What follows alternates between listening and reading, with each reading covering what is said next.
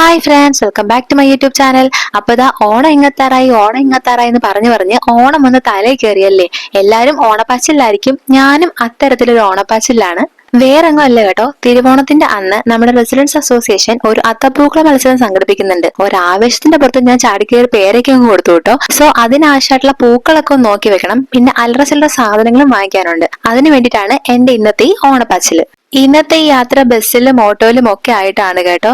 അതിന്റെ കൂടെ നല്ല ട്രാഫിക് ബ്ലോക്കും, പിന്നെതാ നല്ല മഴയും വരുന്നുണ്ട്. എന്താ കോമ്പിനേഷൻ അല്ലേ.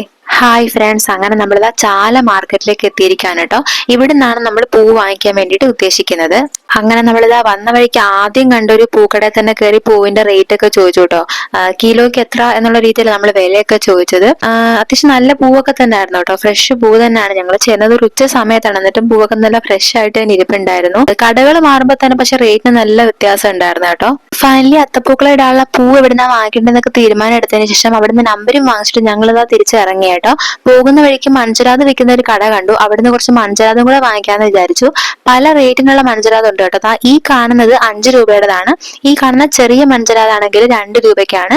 തൊട്ടപ്പുറത്ത് ഈ ഒരു മൺചിരാതാണെങ്കിൽ ഇതും 5 രൂപയാണ് കേട്ടോ. കുറച്ചും കൂടെ കാണാൻ ഭംഗി ഇത് തന്നെയാണ്. അതുകൊണ്ട് ഞാൻ ഈ വലിയ മൺചിരാത് തന്നെ വാങ്ങിച്ചു കേട്ടോ. പിന്നെ പോരുന്ന വഴിക്ക് നല്ല വലിയ പേരയ്ക്ക കണ്ടു കേട്ടോ, അത് വാങ്ങിച്ചിട്ടുണ്ട്. പിന്നെ മാമിക്കുട്ടിക്ക് ആപ്പിൾ ഇഷ്ടമാണ്, അങ്ങനെ ആപ്പിളും മേടിച്ചു. പിന്നെ ഇത്രയും നടന്നതിന്റെ ഒക്കെ ക്ഷീണം തീർക്കാൻ വേണ്ടി ഞങ്ങളൊരു കടയിൽ കയറിയിട്ട് ഓരോ ഷാർജയും കുടിച്ചു. അങ്ങനെ ചാല മാർക്കറ്റിന്റെ അകത്തുള്ള ഷോപ്പിംഗ് ഒക്കെ ഏകദേശം കഴിഞ്ഞു കേട്ടോ. അടുത്തതായിട്ട് നമ്മളിനി പോകുന്നത് പഴവങ്ങാടി ക്ഷേത്രത്തിന്റെ തൊട്ട് പുറവിലുള്ള കേരള ആഗ്രോ ഇൻഡസ്ട്രീസിലേക്കാണ്.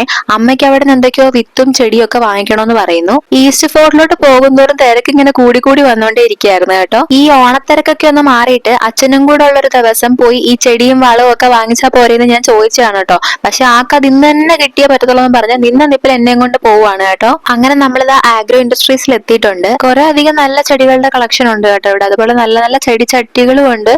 പലതരത്തിലുള്ള ചെടിച്ചട്ടികളൊക്കെ ഉണ്ട് കേട്ടോ. അതിന്റെ ബാക്കി കളക്ഷനൊക്കെ അകത്തും ഇരിപ്പുണ്ട്. പിന്നെ അമ്മ അകത്തേക്ക് നേരെ വന്ന് വിത്തിന്റെ കുറെ ഐറ്റംസ് ഒക്കെ എടുക്കുമായിരുന്നു. അങ്ങനെ അവിടുന്ന് കുറെ വിത്തും പിന്നെ എന്തോ ഫ്ലവർ ഫെർട്ടിലൈസറോ അങ്ങനെ എന്തോ സാധനവും അങ്ങനെ കുറെ എന്തൊക്കെയോ വാങ്ങിച്ചു കൂട്ടിയിട്ടുണ്ട്.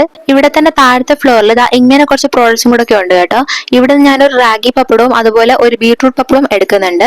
വാമിക്കുട്ടി ഇടയ്ക്ക് എവിടെന്നെങ്കിലും ഒക്കെ ലേസ് ഒക്കെ കണ്ടിട്ട് വന്നിട്ട് എനിക്കും വേണം എന്ന് പറഞ്ഞ് ബഹളം വെക്കുമ്പോൾ ഞാൻ ഇതൊക്കെ കൊടുത്താണ് കേട്ടോ പറ്റിക്കാറുള്ളത്. അമ്മ അവിടെ ഷോപ്പ് ചെയ്യുന്നതിനിടയ്ക്ക് ഞാൻ ഇവിടുത്തെ ഇൻഡോർ പ്ലാന്റ്സിന്റെ സെക്ഷനിലേക്ക് ഒന്ന് വന്നതാണ് കേട്ടോ. അത്യാവശ്യം ഒരുപാട് നല്ല ഇൻഡോർ പ്ലാന്റ്സ് ഒക്കെ ഉണ്ടായിരുന്നു.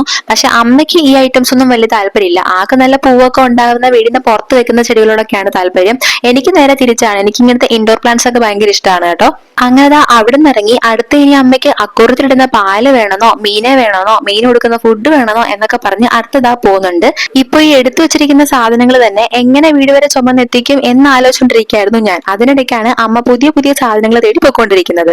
അല്ലെങ്കിലും പുറത്തിറങ്ങിക്കഴിഞ്ഞാൽ അമ്മ ബാഹുബലിയാണ്. പക്ഷെ തിരിച്ച് വീട്ടിലെത്താറാകുമ്പോഴത്തേക്കും ബാഹുബലി മാറി ആ നിലവിളി ശബ്ദം ഒന്നിടൂ എന്ന മട്ടാകും.